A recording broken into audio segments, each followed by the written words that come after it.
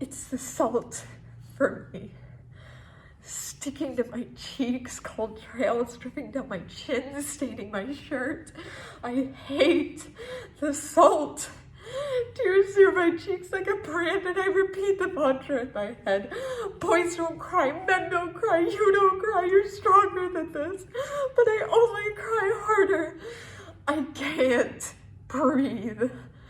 If a boy cries where no one can hear him, see him, notice him, did he really cry at all? When I am in the shower, choking on my sobs, curled up fetal position, trying to quell the ache in my chest, does it count? Am I being too feminine, displaying my hurts to the empty room with the steam-kissed mirror? Boys aren't depressed. Mental illness gnaws away at my heart, whittling it to the bone. When only wind whistled through my chest cavity, the gaping hole wide and pronounced for all those to see who knew how to look, I wondered if that was it.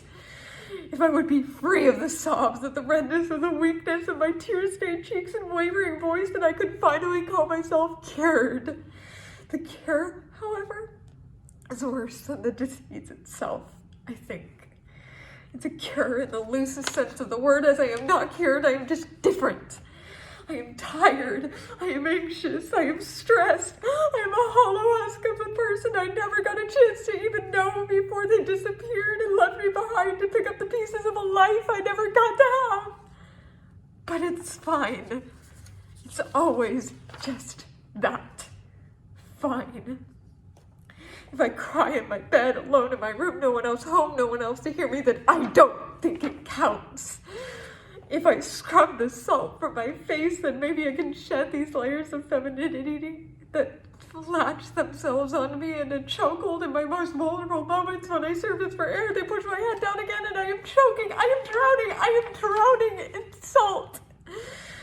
I don't know why I hate to cry so much, except for the salt. In the after the cutting, the attempt, the therapy, the pills, I still cry. My young teenage dreams, praying I could have my numbness on my stoicism, be like my father, like my brothers, to not cry like a scared little child, came true in a twisted fairy tale wish because I never know what to ask for, and I always reap the consequences. Now, the salt spills out of my eyes, unbidden. It spills out of the tissues and down my cheeks and leaches into my shirt, an unwelcome parasite. I taste it on my tongue and I want to vomit. I want to lie, but I am still just a scared little child.